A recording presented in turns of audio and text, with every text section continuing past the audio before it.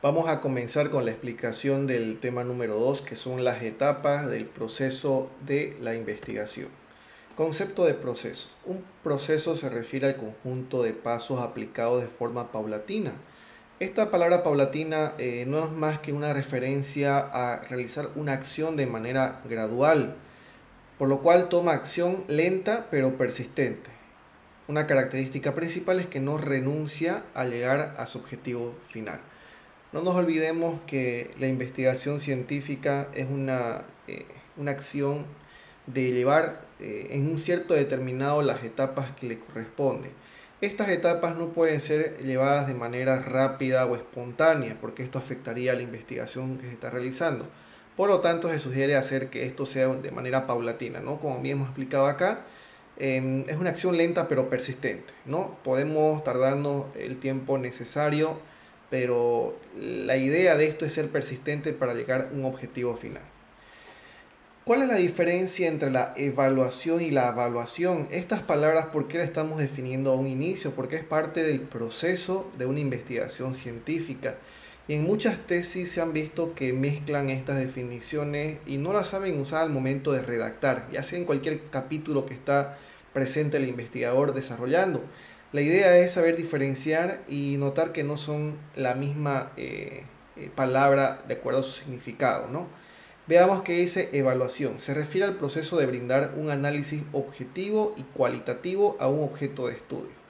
Análisis objetivo significa un análisis coherente, lógico, ¿no? Y un análisis cualitativo se refiere a dar una apreciación de calidad al objeto de estudio. No nos olvidemos que el objeto de estudio puede ser un objeto tangible o intangible, que es lo que se va a estudiar para realizar la investigación que se está desarrollando. No nos olvidemos que evaluación con E es un análisis objetivo y cualitativo. En cambio, la palabra evaluación o evaluación, que son sinónimos, es el proceso de análisis cuantitativo por el cual se asigna un valor numérico a un objeto de investigación. Veamos aquí la diferencia entonces entre evaluación y evaluación. La evaluación, análisis cualitativo, y evaluación, análisis cuantitativo. Cuando usted se refiere a una evaluación de su trabajo de investigación o de su tema de investigación, está haciendo referencia a un análisis cuantitativo, le está asignando un valor numérico. Puede ser mediante una escala de Likert del 1 al 10, del 1 al 20, unas respuestas dicotómicas, que sea opción 1 muy bien, opción 2 muy malo. Entonces está haciendo una validación cuantitativa, ¿no? Una valoración, perdón, cuantitativa. Ahí hay que saber diferenciar entre uno y otro al momento de usar estas palabras en el redactado de la tesis. La evaluación no es más que la calidad, la observación, la evaluación no es más que una cantidad o un valor asignado a un objeto de estudio. Importancia de la investigación científica. Es un estudio que se lo realiza a partir de métodos y procedimientos para lograr encontrar respuestas lógicas a ciertos problemas. La importancia de esto recae especialmente a la toma de decisiones, lo cual se refiere a sistematizar los problemas y permitir la organización, o sea, tomar decisiones para cualquier tipo de investigación. Aquí subrayamos las palabras que dice que es la realización de métodos y procedimientos, la investigación científica. Añadimos a eso que es de manera paulatina, lo que hemos definido anteriormente, pero de manera lenta pero persistente, ¿no? Y la importancia de ellos más que todo recae en la toma de decisiones para sistematizar los problemas y permitir la organización del trabajo que se está desarrollando. Entonces tenemos que tomar en cuenta estos aspectos al momento de generar la investigación del objeto de estudio elegido. ¿Cuáles son las etapas del proceso de investigación? A continuación se nombrarán 7 etapas principales que son conjuntamente interrelacionadas y que además se encuentran retroalimentadas. ¿Qué significa esto? Que las 7 etapas están trabajando de manera sincronizada, armonizada, en la cual no puede dejar de existir una si no existe la otra. Son totalmente interdependientes y trabajan de manera retroalimentada. Que la etapa 2 se basa en la etapa 1 y conlleva la etapa 3. Un ejemplo se refiere a esa palabra. Veamos etapa por etapa. Etapa 1, exploración. En esta etapa se recauda todos los elementos de juicios necesarios por lo general. Se tratan de juicios objetivos. ¿Qué quiere decir con juicios? Se trata de recolectar la información que necesita el tesista para poder comenzar a elaborar su investigación. Información puede ser de autores, de hechos, de periódicos, de libros, de cualquier tipo de fuente necesaria para que el investigador pueda iniciar la investigación. Como dice acá, tienen que ser juicios objetivos, o sea, no podemos usar una fuente o un juicio o una información que sea irreal. Tenemos que basarnos siempre en lo que es lo coherente y lo objetivo. Etapa 2, la planificación. En esta etapa se describe los antecedentes, planteamiento del problema, delimitaciones, objetivos, justificaciones y metodología. En esta etapa la planificación más que todo se lleva a cabo todo lo que son la parte inicial de una tesis, la introducción, el capítulo 1, introducción, donde se habla de los antecedentes. Antecedentes no es más que una explicación histórica del contexto del tema que ha elegido o el problema que se está presentando. El planteamiento del problema no es más que una pregunta principal que nace de una situación problemática. De limitaciones, existen tres tipos de limitaciones: la geográfica, temporal y sustantiva, que eso está explicado en otro tema y es parte también del capítulo 1, introducción. Objetivos, tenemos dos tipos de objetivos: objetivos específicos y objetivos general. Justificaciones, ¿cuál es la justificación de la investigación que permita aportar a la sociedad a la novedad científica? Y por último, metodología, ¿cuál es la metodología que se usa para encontrar o describir la información? Quizás una metodología de manera deductiva, inductiva, una metodología científica, espontánea, empírica. Entonces todo esto acá tenemos que saberlo definir al momento de estar en la etapa número 2. Etapa 3, ejecución. Se refiere a la recolección de información y la tabulación, o sea, recolección de la información estadística. Toda tesis o toda investigación científica tiene que tener un sustento estadístico, ya sea en la parte del diagnóstico, la parte de la propuesta quizás, pero es importante que tenga un sustento estadístico para poder cuantificar o basarse de manera exacta en datos numéricos que nos presenta un objeto de estudio. Para eso es necesario poder recolectar información y tabularla. Conocemos varios programas que nos permiten hacer eso, está el Stata, el SPS y otros más. Entonces es importante que la tesis tenga algún tipo de sustentos estadísticos para que le dé ese peso cuantitativo a los datos que se están recolectando. Etapa 4, evaluación. Aquí está lo que les había comentado hace un momento. Tenemos que saber definir y diferenciar entre la evaluación y la evaluación. Evaluación. En esta etapa se refiere a la obtención de resultados y a la generación de las conclusiones. No se olvide que la evaluación más que todo hace un análisis cualitativo de la calidad de la información que se está recolectando, de acuerdo a los resultados que también estamos buscando, y esto da lugar a la generación de conclusiones o una apreciación de calidad de la información que se está obteniendo. Etapa 5, presentación, se refiere a la materialización del informe de investigación. Una vez usted haya recolectado toda la información necesaria, la haya organizado, la haya plasmado en escrito, el momento ideal en este aspecto o en esta etapa es la presentación, que es la materialización de todo el informe de la investigación, todas las notas que usted hizo, las notas mentales, inclusive las ideas plasmadas, la recolección de fuentes, consulta de libros, todo esto tiene que estar materializado al momento de estar en la etapa 5 porque es la presentación del documento. Etapa 6, comunicación. Se refiere a la explicación y transmisión de todo el trabajo de investigación. Quizás la etapa 6 se refiere al proceso de la defensa o a la elaboración de la presentación académica de las diapositivas al momento de realizar la predefensa o defensa, que tiene que comunicar el tema, el problema, los objetivos y todo lo concerniente a la tesis que está elaborando el tesista. Y por último, la etapa número 7, que es la etapa de aplicación, que se refiere a la ejecución y puesta en marcha de todo el documento escrito. Toda investigación científica puede ser vendible, transferible, etcétera, y es el momento que se aplica esta etapa, o que se lleva a cabo esta etapa que es la aplicación. Entonces, una vez defendida la tesis, aprobada la tesis con una defensa formal, lo que se procede a hacer con la tesis es ofrecerla o quizás esperar ofertas. ¿Por qué? Porque estas tesis brindan la solución a un problema. Y yo creo que puede interesarle no solamente a la empresa que esté estudiando, quizás a un rubro, a un país, a un departamento. Entonces es importante darla a conocer y tratar de aplicarla en todos sus puntos que se han detallado en la tesis. Toma de decisiones. Hemos hablado un poquito sobre cómo conseguir la información, porque eso está en parte de las etapas, la planificación quizás, y también exploración, etapa 1 y 2.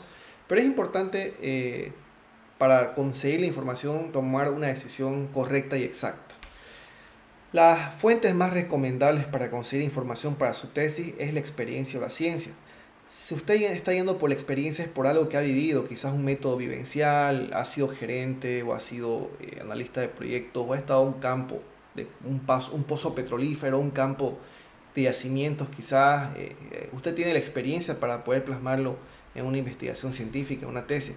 Lo otro es que si no tiene experiencia, lo que puede hacer es recurrir a la ciencia, que significa consultar libros, consultar artículos que permitan recolectar toda la información necesaria para hacer una investigación que permita darle solución a un tema o un problema. Sea cual sea la fuente de información, sea por experiencia o ciencia, da lugar a la pregunta que dice cómo investigar esa información, cómo tratar de demostrar que esa investigación es de manera científica. Y para eso tenemos que hacernos la pregunta de dónde nace, y esto tiene que ser de una investigación de campo. Ya que estamos en el rubro petrolífero, no nos olvidemos que todas las investigaciones que se hacen son investigaciones de campo. Quizás no podemos hablar de investigaciones de mercado porque eso son para otra área, las áreas de las ciencias económicas. El área de las ciencias exactas y tecnología, propiamente el área de los hidrocarburos, petróleo, gas, energías renovables, lo que necesita como información, ya sea por experiencia o ciencia, es la investigación de campo, ¿no? En el lugar de los hechos, para poder recabar una información adecuada por la observación directa. Vamos a profundizar un poquito en la investigación de campo, que es lo que nos concierne a nuestra área. Tiene su sustento principal en los informes. Dichos informes tienen base sólida en el objeto, la necesidad de la información, la población, que es el universo, el muestreo, una técnica de muestreo, que eso lo hemos visto en estadística, la unidad muestral, que es propiamente la muestra, y el procedimiento de aplicación. La investigación de campo, como estamos usando ahí términos estadísticos, no es más que levantar información y procesarlo estadísticamente en una tabla estadística, quizás, ¿no? ¿Con el objetivo de qué? De sistematizar los problemas y permitir organizarnos para cualquier actividad. Por ejemplo, sistematizar los problemas se refiere a dar prioridad según la urgencia de los problemas. Quizás cuando usted está investigando en el campo se le puede presentar 5 o 10 problemas, pero si usted está haciendo una investigación, lo que se sugiere al tesista es concentrarse solamente en un problema y en ese problema darle la solución que necesita. Si usted elige muchos problemas, la investigación va a abarcar demasiado y no se va a poder concentrar en solamente un problema, que es lo que necesita una investigación ser de manera especializada. El otro, permitir organizarnos para cualquier actividad, que se refiere a la administración básica de la teoría del señor John Taylor, este señor que habla un poquito de la organización de las acciones que tiene una persona o un investigador. Y este proceso se refiere a planificar, no es más que materializar las ideas en un papel, organizar, delegar funciones específicas, dirigir, se refiere a la ejecución de las funciones y a tareas asignadas, controlar o analizar, que se refiere a fiscalizar, supervisar los 3 procedimientos anteriormente descritos. Entonces este señor John Taylor tiene los 4 procesos básicos de la administración, que no es más que planificar, organizar, dirigir y controlar, pero esto también está aplicado a la investigación de campo. Características de una investigación científica: se refiere a la particularidad de los detalles importantes, que son los siguientes. Estudio sistemático y objetivo, que se refiere a la interrelación directa entre la sistematización y la objetividad. Dicha objetividad tiene como base fundamental a la imparcialidad del conocimiento. Una investigación científica, anteriormente lo hemos visto quizás unas 3 láminas más antes, hemos visto que la investigación científica es algo sistemático porque está trabajando de manera retroalimentada y de manera armonizada, sincronizada. Eso se refiere al estudio sistemático. Y el estudio objetivo se refiere a trabajar siempre en base a fuentes de información coherentes, lógicas, científicas, algo que tenga un sustento real y fidedigno. La otra característica es que trabaja con problemas específicos, en la cual se estudia temas basados en problemas debidamente delimitados. La delimitación se refiere a poner límites geográficos, temporales y sustantivos. Entonces, cuando usted está ya identificando dentro del tema un problema específico, es importante de ese problema que esté detallado la delimitación geográfica, temporal y sustantiva. Vamos a ver a qué se refiere con estos tres tipos de límites. El límite geográfico se refiere al espacio físico territorial donde se aplicará la investigación. Mucha gente confunde esto en una tesis, le pone el límite geográfico el lugar donde está haciendo su tesis. No es así. Aquí dice claramente que es el lugar donde se va a aplicar la investigación. Puede ser en un pozo petrolífero, en Camiri, en Yacuiba, etcétera, ¿no? No es el lugar donde está investigando, en Santa Cruz, La Paz, no. El lugar donde se está realizando la aplicación de la investigación. El señor puede estar en La Paz viviendo y en La Paz está haciendo su tesis, pero la investigación es del pozo petrolífero ubicado en Camiri. Entonces, lo que prima ahí es el lugar de la investigación donde está ubicado el pozo petrolífero. El otro tipo de límite, límite temporal, referido al tiempo del periodo, o sea, de qué fecha a qué fecha se analiza o se está levantando la información para realizar el análisis. Por ejemplo, estamos realizando la investigación sobre un pozo petrolífero en Camiri, la cual abarca de enero del 2021 a enero de 2022 para levantar la información. En este punto también muchos tesistas cometen el error y colocan el tiempo que están tardando en hacer la tesis. No es así. Es el tiempo que levanta la información de ese objeto de estudio. Hay que tener mucho cuidado con esa diferencia. Límite sustantivo se refiere a los conocimientos, herramientas científicas y técnicas de exploración. El límite sustantivo más que todo se refiere al levantamiento de información de fuentes fidedignas y objetivas. Pueden ser libros, periódicos, artículos científicos, journals, revistas científicas, universidades, tesis, etc. Todo lo que es el levantamiento teórico, epistémico, de una investigación que ha elegido el tesista. Para esto es importante conocer cuáles son las fuentes válidas y confiables, ¿no?, de esta información que se está levantando. ¿Qué dice acá?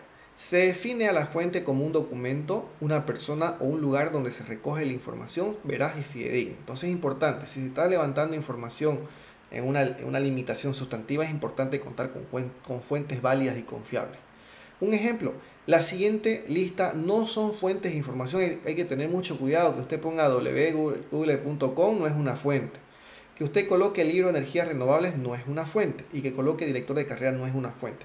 ¿Cómo lo convertimos a fuentes? El siguiente listado sí son fuentes de información. Vea y compare la página web versus el link directo de una información que se esté extrayendo. De esa forma se debe colocar en la tesis.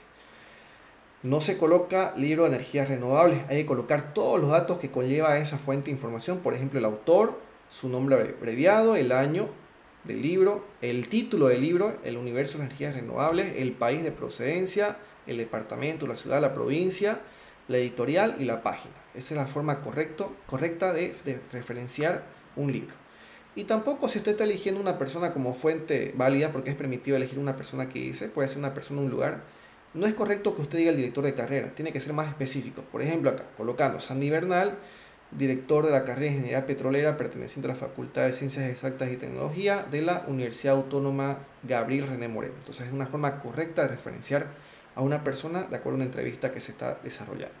Otra característica importante dentro del límite sustantivo para recabar la información es que todo lo que se recabe tiene que ser de manera unificada. ¿Qué significa esto? La investigación científica pretende llegar a un todo unificado basándose en la sistematización y la objetividad de todos sus elementos y componentes. ¿Qué significa eso? Si usted está comenzando explicando en los antecedentes sobre las energías renovables, no puede terminar la propuesta hablando sobre yacimiento. Entonces hay que tener cierta lógica del inicio al fin de una investigación. Si está partiendo de energías renovables, tiene que realizar al final una conclusión, una propuesta, una recomendación de energías renovables. Entonces tiene que ser una línea investigativa de manera unificada. Vamos a esto que es sumamente importante. ¿Cuál es la estructura principal de una tesis? Comenzamos con el capítulo 1, que es la introducción. Se debe explicar el plan de investigación, el cual debe contener el perfil de la tesis, el resumen ejecutivo, que por lo general en esta parte de la tesis se coloca en una breve explicación de los antecedentes de la investigación. Muchas tesis colocan al resumen ejecutivo antes del índice, inclusive antes del capítulo 1. Es permitido, no hay ningún problema. Pero algunos también deciden colocar el resumen ejecutivo dentro del capítulo de introducción. Cualquiera de estos dos métodos es permitido según lo que nos estipula la elaboración de documentos científicos. ¿Cuáles son los tres pilares fundamentales? Son el plan de investigación, que en este punto se debe explicar al público de qué trata la tesis que se va a exponer y cuál será su secuencia metodológica. El plan de investigación quizás puede ser un documento adicional que tiene el tesista y lo pueden quizás colocar en anexos de la investigación. Pero ahí es una herramienta considerada importante para el tesista porque es lo que va a exponer y lo que va a seguir la secuencia metodológica dentro de la elaboración de su tesis. El perfil de la tesis se refiere a un resumen sistematizado de los parámetros que contendrá la tesis. El perfil de la tesis es un documento aparte, un documento distinto, que es un resumen de una tesis. Y esto por lo general al momento de presentarlo es más que todo para que el posgrado o la carrera le apruebe su tema y su problema. Entonces el perfil de la tesis al final usted lo puede colocar en anexo. Y por último está el resumen ejecutivo, que se refiere a un resumen sistematizado de la tesis completa y esta no debe exceder una hoja, también es denominado abstract en una traducción del resumen ejecutivo al inglés. Este resumen ejecutivo, como bien les he indicado, hay muchos tesistas que lo colocan dentro del capítulo de una introducción, pero hay otros que lo colocan al inicio, antes del índice, después de los agradecimientos y la dedicatoria. Cualquiera de los dos es permitido. De todas formas, el resumen ejecutivo tiene que contener máximo su redactado una hoja o una hoja y media y tiene que estar traducido al inglés con el título de abstract. Vámonos al capítulo 2, al marco teórico, también conocido como el marco referencial y fundamentación teórica. Aquí se incluyen definiciones de palabras, explicación de herramientas y todos los conocimientos teóricos y prácticos que considera importante un tesista. No se debe olvidar colocar la fuente de cada artículo consultado, ya sea un libro, periódico, persona o lugar. Es importante en el marco teórico ser estricto con el tema de la fuente. El parámetro de hojas de un marco teórico debe ser entre 30 a 50 hojas. ¿Por qué? Porque se supone que el tesista está consultando muchas fuentes, muchos libros, muchos artículos que le va a dar la sustentación teórica necesaria a su tesis que está presentando. ¿Qué normas se debe usar para elaborar un marco teórico? Estrictamente tienen que ser las normas APA. Tenemos otros tipos de normas como ser Vancouver, Chicago, etcétera, pero en Bolivia más que todo en Latinoamérica usamos lo que son las normas APA. Aquí está un ejemplo de la sección del marco teórico. Por ejemplo, en una tesis siempre es recomendable que exista una separata. Una separata significa una hoja en blanco con el título al medio grande en mayúsculas, con letra quizás 28 o 36, en la cual diferencie un capítulo de otro. Por ejemplo, capítulo 1, introducción, es una separata. Capítulo 2, marco teórico, otra separata, ¿no? Para comenzar, para decir aquí comienza un nuevo capítulo. Una característica principal de las separatas es que nunca tienen que llevar paginación. La separata es una página en blanco, sin paginación. Solamente está el título en mayúscula. Pero a partir ya después de la separata ya puede iniciar la numeración de ese capítulo. Aquí dice, ¿no? Número de página va al lado derecho, abajo sin detalle. Este es un punto importante también que se recomienda que una tesis no lleve ni encabezados ni pie de página, porque se supone que una tesis tiene que estar escrito de manera formal y lo más sencillo posible. Solamente es sugerible colocar el número de página como que indica al extremo derecho inferior, sin ningún tipo de escrito diferente al que no sea la página. Bien, aquí por ejemplo estamos colocando en estas dos hojas un ejemplo de cuando se extrae fuentes de información de un libro y estas fuentes son menor a 40 palabras o mayor a 40 palabras. Las normas APA nos regula esto al momento de llevarlo al marco teórico. ¿Qué significa esta sección que ven con línea punteada, que es la sección A, que es el parafraseo? El parafraseo no es más que una explicación del tesista con sus propias palabras, sus propios argumentos de lo que está consultando, ¿no? Ahí puede explicar un poquito que de acuerdo al pozo petrolífero investigado, se pretende analizar de acuerdo a las posturas que tiene una base científica para el modelo de perforación que se está aplicando. O sea, puede ser un redactado propio del tesista. Pero la sección B, que es esta línea continua que después del parafraseo, si es menor a 40 palabras lo que se está extrayendo de un libro, de un artículo, tiene que ir con comillas y en cursiva y continuo. Entonces, después de hacer el parafraseo, le pone punto aparte y ahí copia y pega lo que ha consultado de un libro. Si es menor a 40 palabras, repito, tiene que estar en comillas y con cursiva, ¿no? Y no se olvide colocar siempre al autor y al año. Entre paréntesis, Mendoza, el inicial del nombre y el año del libro o el artículo o el periódico. Entonces es importante. Ahora, ¿qué sucede cuando se usan mayor a 40 palabras? Si usted, por ejemplo, extrae de un libro un párrafo y cuenta las palabras y son mayores de 40 palabras.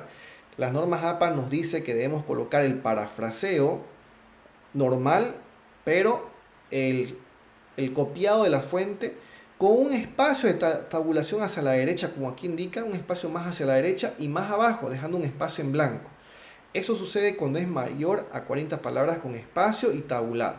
En ambos casos tiene que estar siempre la referenciación del autor con el A. Entonces miren la diferencia estética, ¿no? Cuando es menor a 40 palabras y cuando es mayor a 40 palabras tenemos que respetar esa representación visual de lo que es una fuente de información. Ejemplo, cuando es menor a 40 palabras, miren esto de acá, ¿no? El parafraseo dice: el petróleo es considerado un elemento fundamental para generar fuerza energética en varias máquinas industriales. Esto lo elaboró el tesista. Ahora viene el copiado de la fuente de información. Dice entre comillas y en cursiva cuando es menor a 40 palabras. El petróleo, según expertos, es considerado un elemento vicioso derivado de otras sustancias que son extraídas de suelos petrolíferos en un determinado lugar. Elemento viscoso, perdón, ¿no? Entonces, aquí si contamos las palabras, yo les garantizo que es menor a 40 palabras. Entonces, puede ir de esta forma, pegado al parafraseo, pero la copia y pegue de esa fuente entre comillas y con cursiva.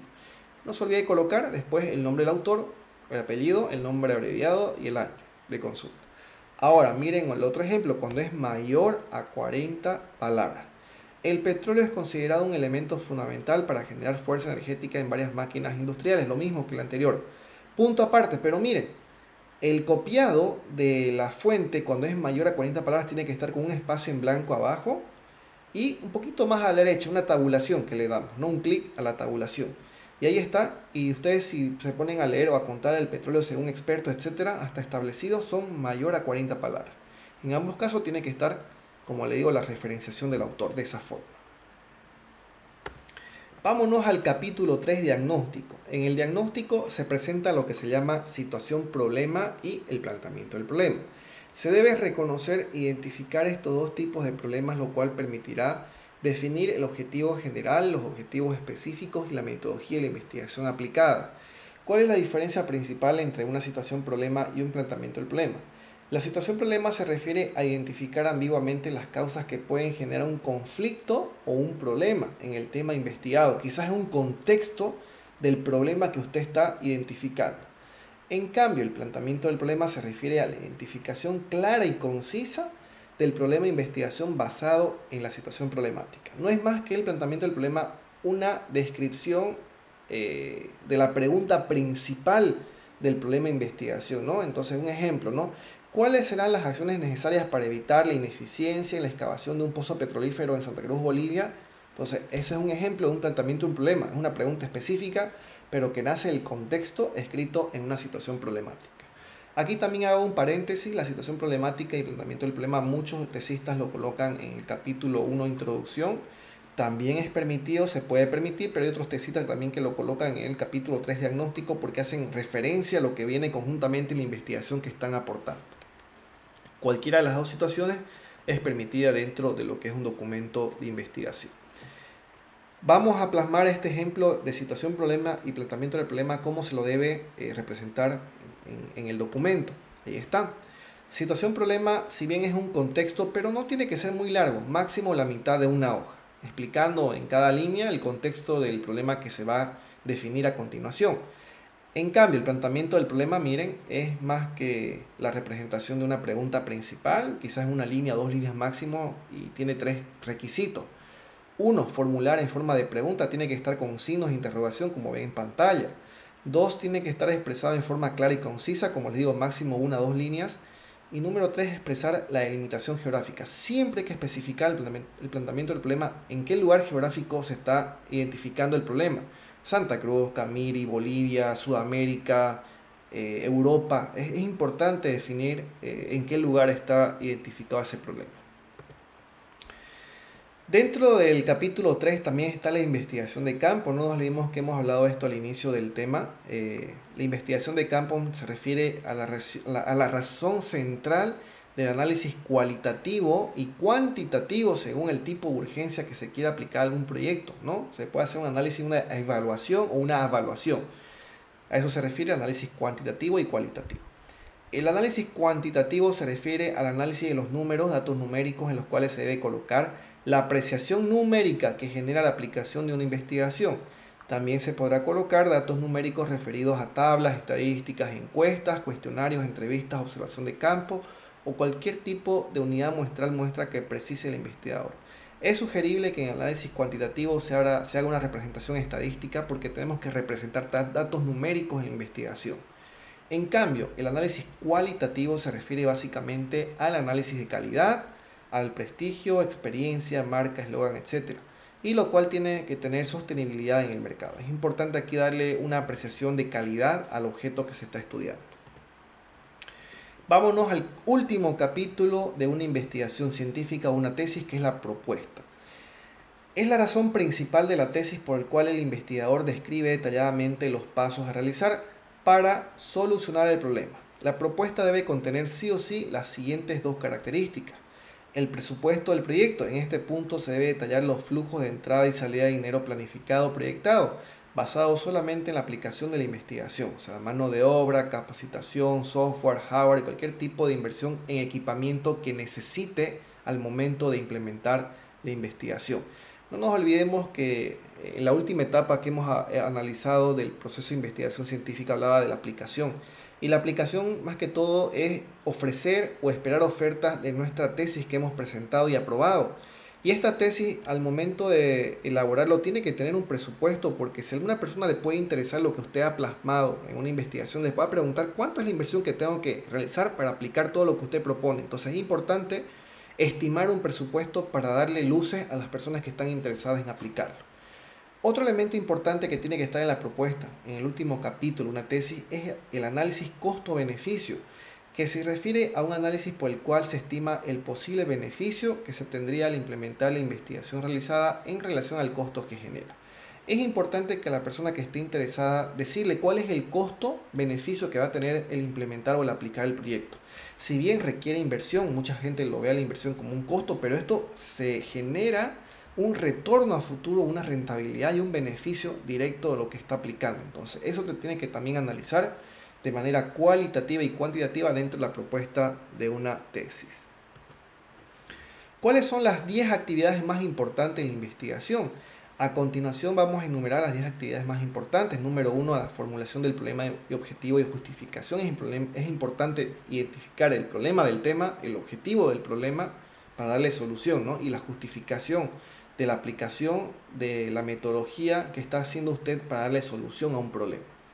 Número 2, elaboración del alcance del trabajo final de grado, el perfil de la tesis, como bien lo hemos explicado hace un momento. El perfil de la tesis como una carta de presentación de la investigación al jefe de carrera o a la unidad de posgrado para que le aprueben el tema y el problema que está identificando de un objeto de estudio. Número 3, recolección de la información. Puede recolectar información con fuentes primarias o secundarias. Fuentes primarias más que todo se refiere a fuentes recabadas por el propio tesista o investigador. Quizás una observación directa en un pozo es una fuente primaria que está hecha por el propio investigador. En cambio, fuentes secundarias más que todo son fuentes de información elaboradas por otros investigadores o autores, quizás, qué sé yo, Elon Musk ha descubierto que en el planeta Marte existe una sustancia química distinta a la conocida, ¿no? Entonces, si usted está colocando esa referencia a su tesis, porque está haciendo uso de una fuente secundaria, que otra persona, otro investigador lo hizo. Número 4, elaboración de la fundamentación teórica, el marco teórico, marco referencial, que es el capítulo 2. No nos olvidemos que acá es importante saber aplicar las normas APA cuando es menor y mayor a 40 palabras. Número 5, elaboración de la investigación y su respectivo análisis, lo que es el capítulo 3 de una investigación. Es importante hacer una investigación de campo que tenga un análisis cualitativo y cuantitativo y un respectivo análisis de lo que se está levantando una investigación de manera estadística. Número 6, elaboración de la propuesta, que es el último capítulo, el capítulo 4, y el plan de acción. Quizás el plan de acción se refiere al presupuesto y al costo-beneficio que hemos explicado anteriormente.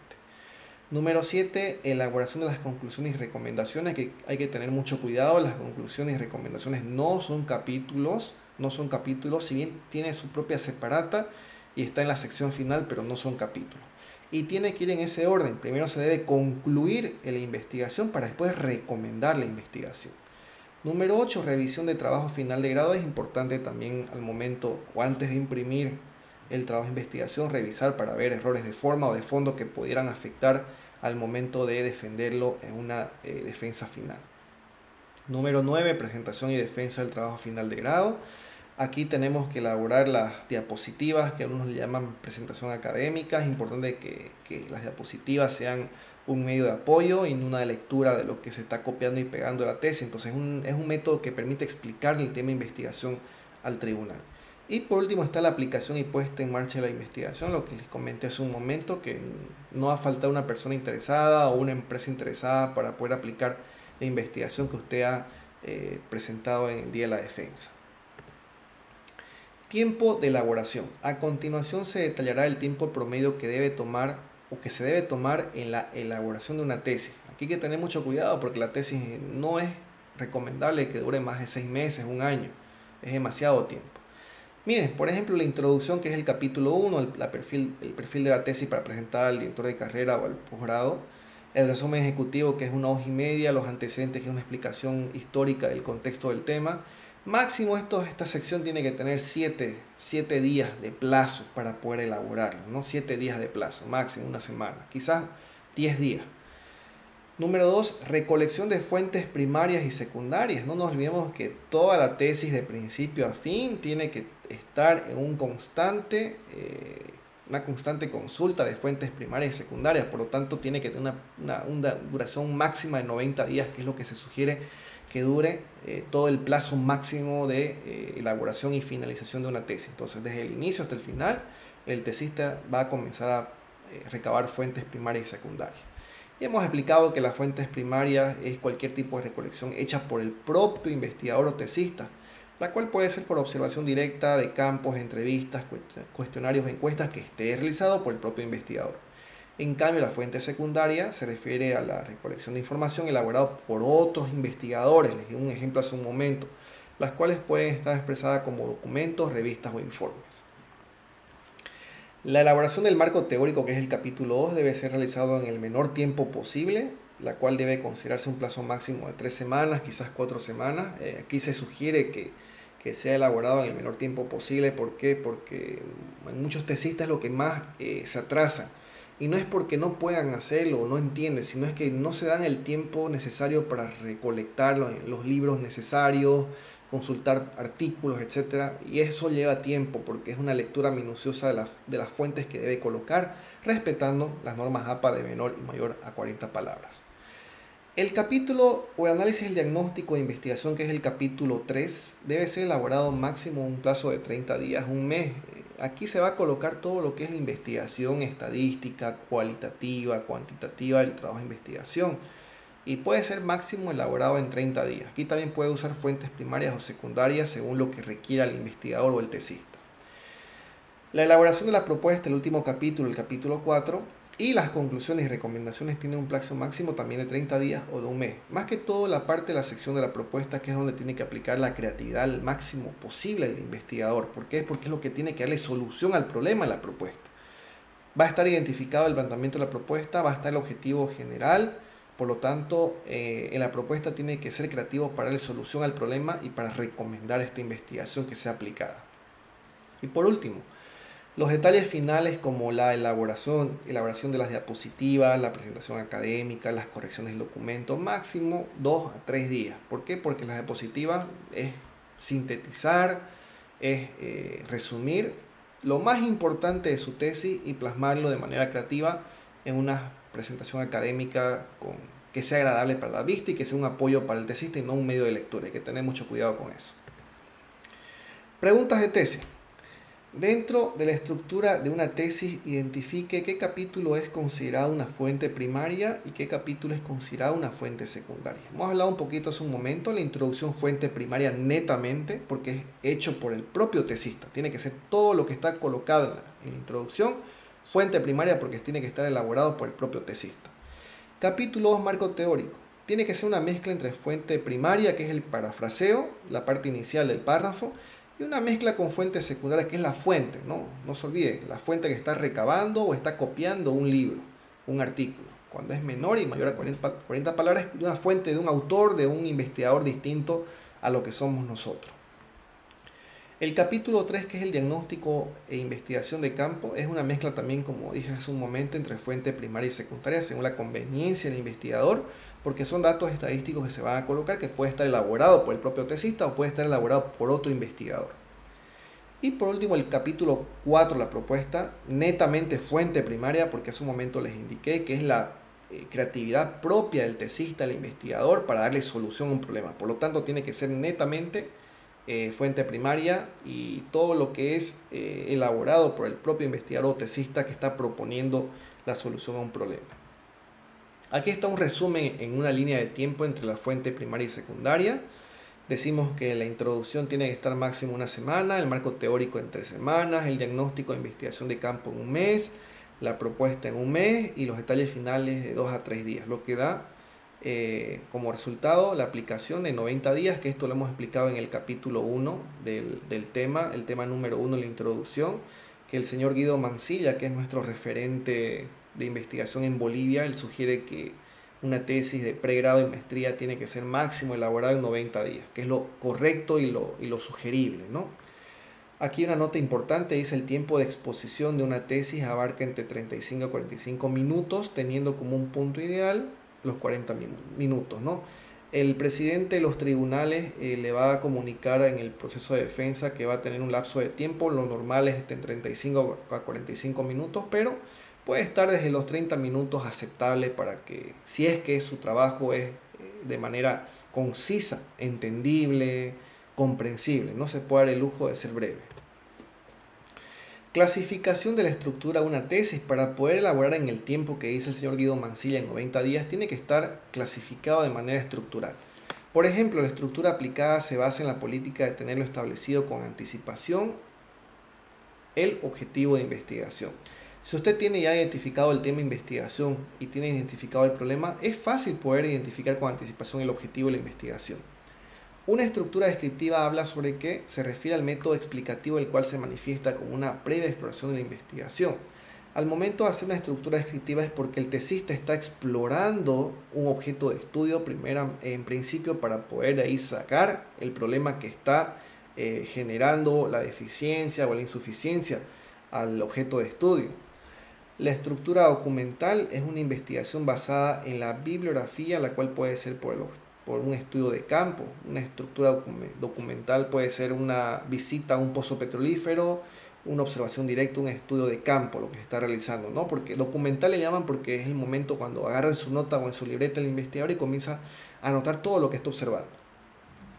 Y la estructura prospectiva es la más usada para conocer el tipo de investigación basándose en el tiempo, o sea, el periodo de tiempo del análisis de la información, también denominado límite temporal. Esto hemos visto hace unas láminas atrás. Más que todo la prospección se refiere al periodo de tiempo donde está levantando la información, de qué mes a qué mes o de qué año a qué año.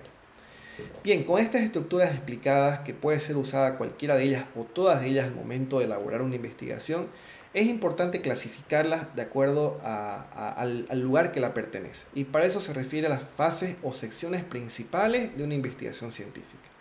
Según la nueva estructuración moderna de la investigación científica, las fases o secciones principales de una tesis se dividen en 3. La fase o sección inicial, incluye elementos como la portada, en el cual debe contener el nombre de la universidad, el nombre de la facultad, el nombre de la carrera, de la unidad de posgrado, el escudo de la universidad, el título de la tesis, la mención del grado de la tesis, así como también el nombre del autor, el nombre del tutor, el lugar, mes y año de presentación. No lleva el nombre de los jurados, nunca se coloca el nombre de los jurados porque hasta el día de la defensa se supone que el tesista no conoce quién es el jurado. Por lo tanto, la portada se refiere a la carátula, no es más que la carátula que tiene que ir en el empastado y también dentro de la tesis, y tiene que estar todos esos elementos que hemos colocado hace un momento. Aparte de la portada tiene que estar una breve dedicatoria, un agradecimiento y el índice, y después de eso comenzar a desarrollar el capítulo 1, el capítulo 2, el capítulo 3 y el capítulo 4 hasta llegar a las conclusiones y recomendaciones y quizás los anexos si es que lo amerita. Existen dos tipos de índices que son el índice tentativo y el índice definitivo. El índice tentativo es un índice temporal o modificable por el cual el investigador realiza ciertas modificaciones hasta el último día de la investigación. En cambio, el índice definitivo es considerado el índice final al momento de imprimir el documento de investigación. El índice se sugiere elaborarlo al final de la investigación. ¿Por qué? Porque uno puede estar metiendo más información hasta llegar a las conclusiones y recomendaciones. Por lo tanto, el índice tentativo más que todo puede ser modificable. Y el índice quizás es lo último que se hace antes de imprimir la tesis, porque tiene que tener coherencia entre el subtítulo y su página, ¿no? Entonces por eso es que lo diferencia entre el tentativo y el definitivo. Vámonos a la segunda fase, a la fase media o estructura del trabajo, que también es denominado cuerpo del trabajo, se refiere al desarrollo de la investigación. Esta parte del escrito es importante porque en ella se lleva a cabo el proceso que ayuda a responder las preguntas de investigación y la hipótesis, o sea, de lo que podría estar sucediendo como un problema de investigación, en la cual en la fase media está el marco teórico, que es el capítulo 2, y el diagnóstico, que es el capítulo 3, ¿no? Más que todo la parte del sustento teórico y el sustento investigativo de una tesis o una investigación científica. Y por último está la fase final. En este punto la investigación científica comprende la elaboración de la propuesta, así como también las conclusiones, recomendaciones o sugerencias y los anexos. En esta fase final tienen más que todo que tener el peso más importante es la propuesta que se está aplicando a la solución del problema. Conjuntamente con las conclusiones, también puede usar usted la palabra recomendaciones o sugerencias, que son sinónimos. Cualquiera de las dos van a ser siempre la propuesta, y por último los anexos si es que lo amerita. Para finalizar están las referencias bibliográficas. No nos olvidemos que toda consulta que usted hizo en el capítulo 2, el marco teórico, todas esas consultas tienen que estar plasmado en una lista al final de la tesis. Y eso se llama las referencias bibliográficas o bibliografía.